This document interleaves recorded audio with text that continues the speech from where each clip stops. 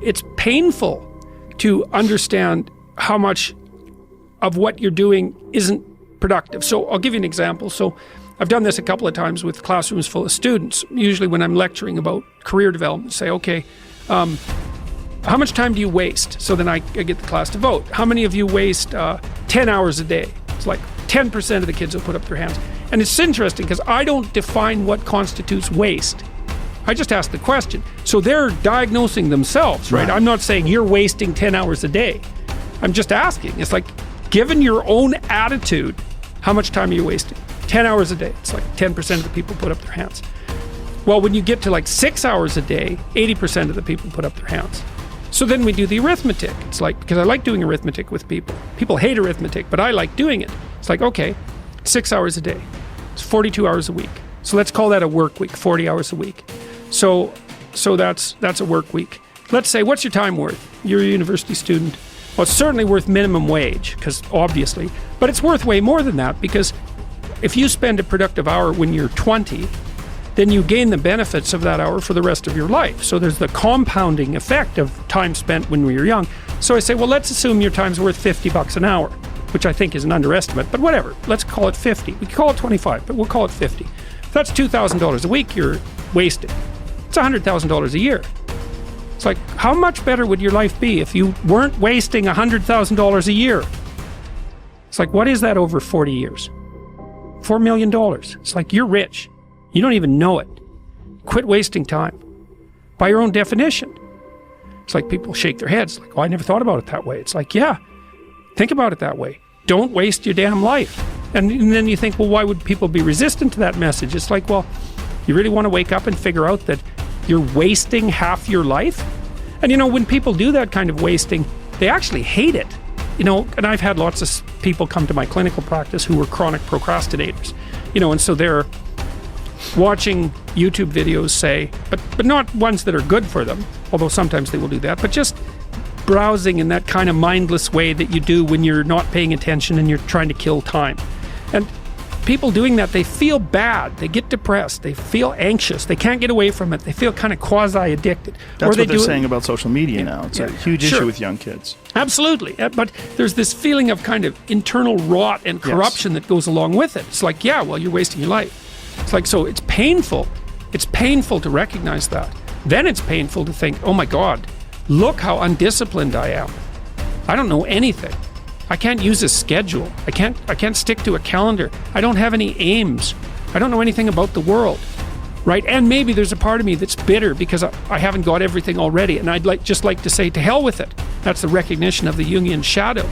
It's like, that's what makes you vicious and untrustworthy. All of that. No one wants to look at that, and no bloody wonder. But hey, the alternative is worse.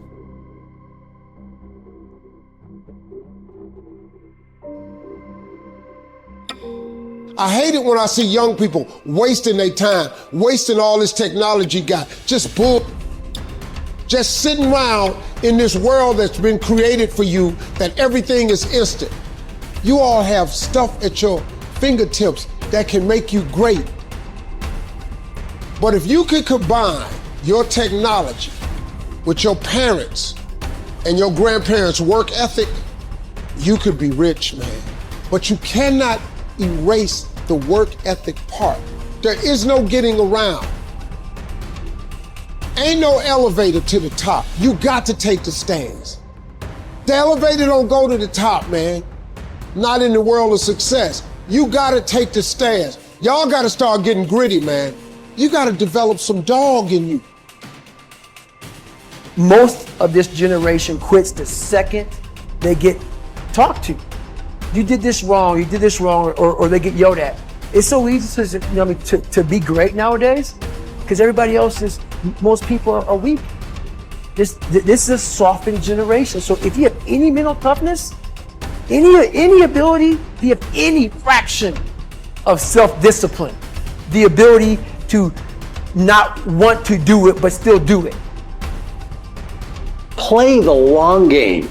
Aim for legendary. Say, I want to have the guts and the grit and the acumen and the mindset and the capability and the commitment to create enduring success.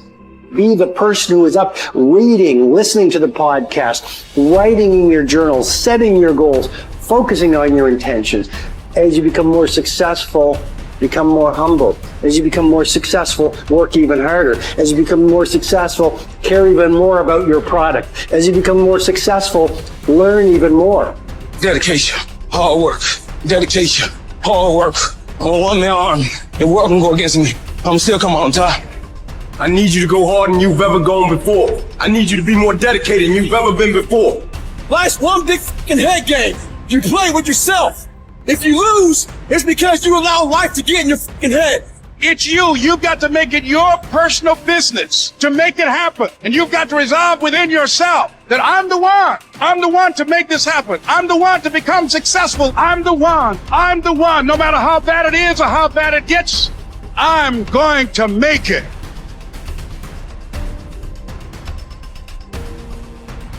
I must say a word about fear.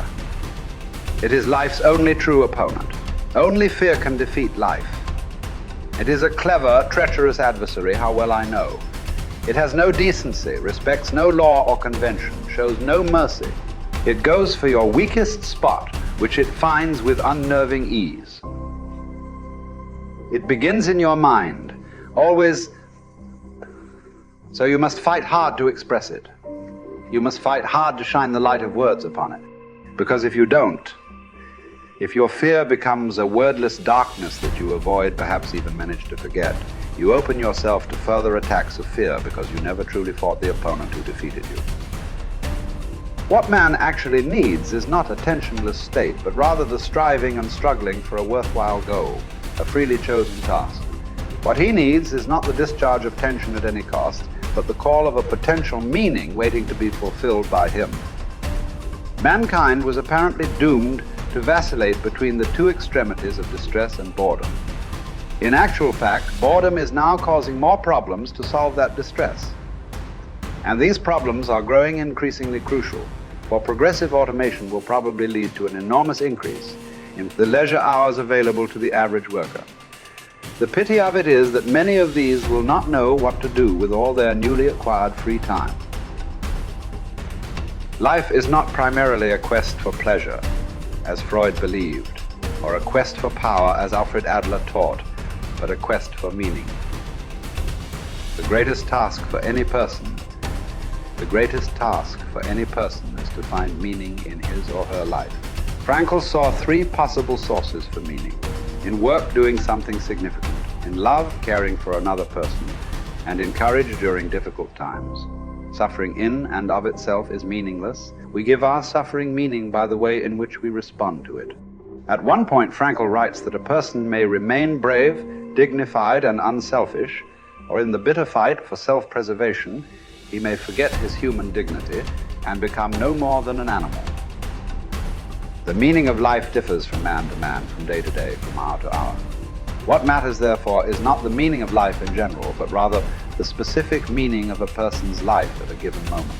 To put the question in general terms would be to the question posed to a chess champion. Tell me, master, what is the best move in the world?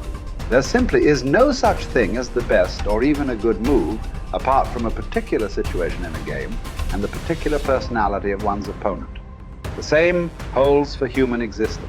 One should not search for an abstract meaning of life. Everyone has his own specific vocation or mission in life to carry out a concrete assignment which demands fulfillment. Therein he cannot be replaced, nor can his life be repeated. Thus, everyone's task is as unique as is his specific opportunity to implement it. As each situation in life represents a challenge to man and presents a problem for him to solve, the question of the meaning of life may actually be reversed. Ultimately, man should not ask what the meaning of life is, but rather he must recognize that it is he who is asked. In a word, each man is questioned by life, and he can only answer to life by answering for his own life. To life, he can only respond by being responsible. The way in which a man accepts his fate and all the suffering it entails, the way in which he takes up his cross, gives him ample opportunity, even under the most difficult circumstances, to add a deeper meaning to his life, it may remain brave, dignified, and unselfish. Or in the bitter fight for self-preservation, he may forget his human dignity and become no more than an animal. Here lies the chance for a man either to make use of or forgo the opportunities of attaining the moral values that a difficult situation may afford him. And this decides whether he is worthy of his sufferings or not.